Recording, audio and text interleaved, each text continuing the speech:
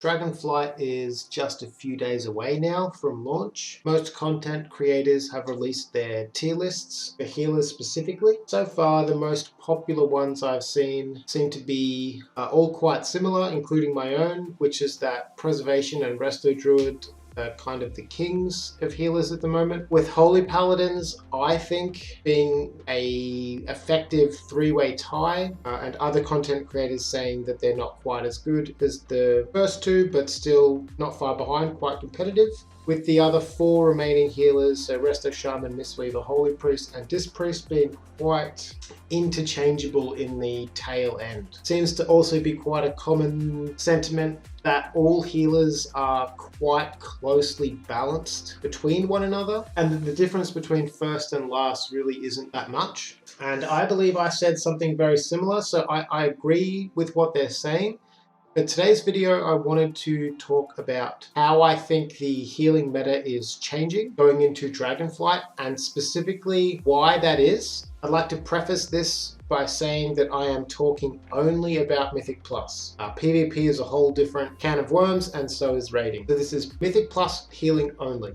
I'm also hoping that this video adds to the discussion somewhat, and if people think that what I'm saying is just wrong, or I'm missing some information, or my takes are horrible or something, please, tell me in the comments. Part of the reason I make these videos is because I want the feedback. I want people to tell me how I'm wrong, why I'm wrong. I like the discussion.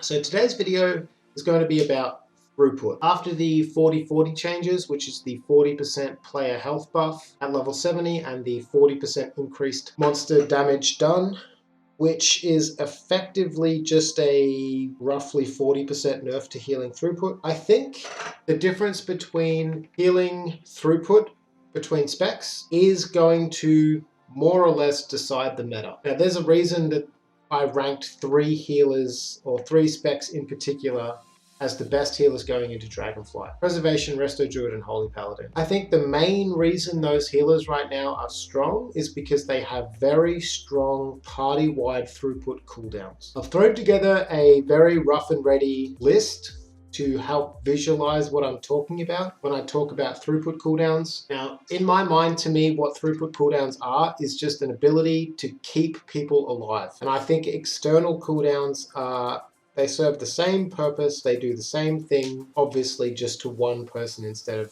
5 people. That's why that's also on the list. Now, when I'm talking about how I think the healer meta is changing, that is specifically because in Shadowlands in particular, the healer meta was largely dictated by which healer did the most damage. In the beginning, it was Holy Paladins with Ashen Hallow, then it was Resto Shamans with Vesper Totem, and by the end of Shadowlands, it was Priests, or Holy Priests in particular, and Boon of Ascension, along with the Night Fae ability that effectively gave another DPS in your party more damage. What I think is changing is that in Dragonflight, healing cooldowns, healing throughput, the ability to keep your team alive through very dangerous situations, is what will define the healing meta more than any other time, probably since Legion, in my opinion. I remember Legion was a time where the only 2 healers that were viable in high keys were Resto Druids and Holy Paladins. And that was because they had excellent personal survivability, and they also had excellent tools to keep their group alive through very high incoming damage patterns, or very bursty incoming damage patterns. And I think the same is true going into Dragonflight, in that, again, the 3 healers that I think will be the best, at least as things stand at the moment, is 3 specs that have the ability to handle very bursty damage patterns, to do huge amounts of throughput, and have externals or extra buttons they can press to keep their party members alive that the other 4 healers don't have. I think the best healers in Dragonflight have multiple strong cooldowns, and I think the weakest healers in Dragonflight have maybe 1 good throughput cooldown and 1 weak or conditional throughput cooldown, and less externals. Now, you can see in the very basic table I have here of what I'm talking about. I don't think it's going to be a real surprise to anyone that Preservation is strong when it has multiple party-wide throughput cooldowns. Rewind is crazy strong because it reverses or rewinds 50%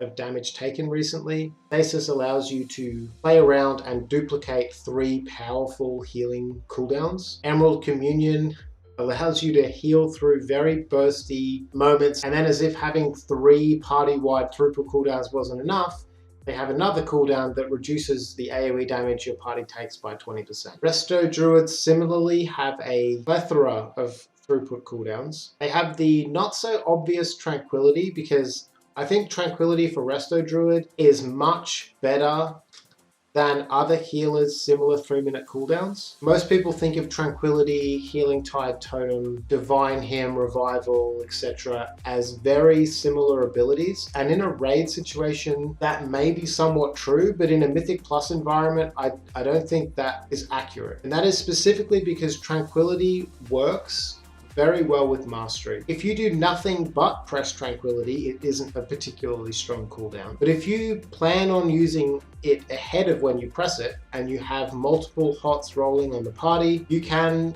buff Tranquility significantly to make it a very, very strong cooldown, whereas that isn't true for something like Revival or Divine Hymn. Resto Druids also get Incarn or Convoke to choose from if they want it. They can also play around Reforestation, which gives them Incarn for 9 seconds, I believe, every 3rd Swiftmend. And then Flourish. Now, what isn't on the list for throughput cooldowns here is the kind of big combos specs can put together.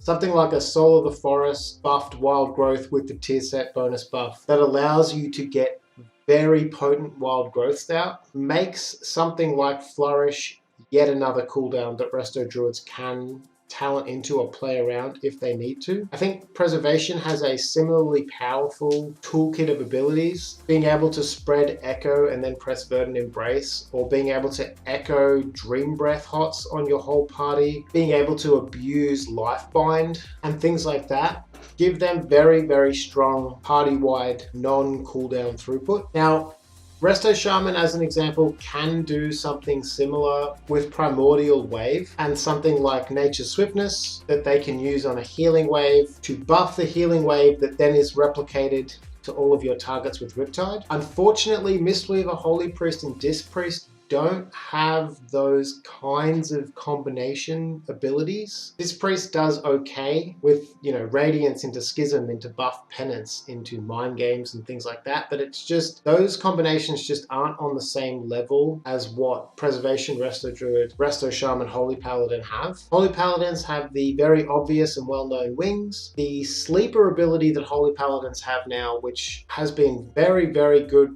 for me, that I've enjoyed playing around, is Holy Avenger. I think in recent years, most people have been skipping this to take Divine Purpose, but having 20 seconds of triple Holy Power generation on a Holy Paladin is just, it's, for some bosses, being able to talent into very powerful cooldowns like that is a huge game changer. They also have the Tears talent for the caster version of Holy Paladin, which is quite good. But the main reason that I ranked Holy Paladin as the final kind of bottom S tier, ever so slightly not quite as good as Preservation and Resto Druid, was because their throughput cooldowns, I wouldn't say are lacking, but you really have to use, the whole kitchen sink as a Holy Paladin. There will be some times when you need Holy Avenger and Wings, and Press, Lay on Hands, and use your Sacrifice and your Aura Mastery and everything all at once. So it is a little bit more punishing to get wrong or difficult to play, but the answers are there. Resto Shamans also have quite a few options. The addition of Ancestral Guidance has been really quite a game changer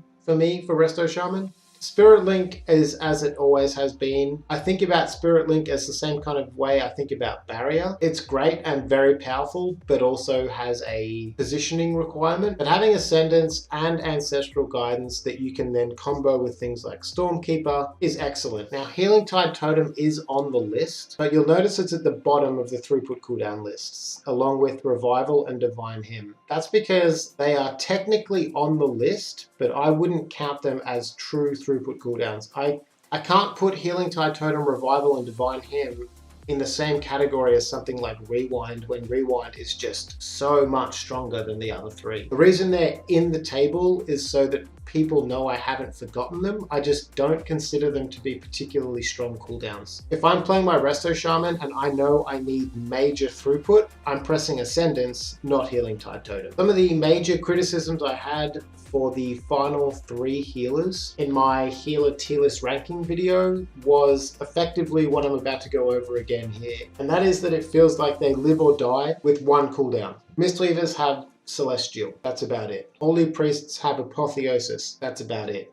Disc Priests have Barrier and Rapture, that's about it. Now, obviously they do have other buttons here. Holy Priests, for example, have their Holy Word abilities, but I don't think of those abilities as major throughput cooldowns. I think of them as more rotational abilities. Mistweaver Celestials, you can pick either Shiji or Yulon. You can leave it on the longer cooldown with, I believe, a 20-second duration, or you can talent into making it a minute cooldown with a 12-second duration. You can also talent into Invoker's Delight.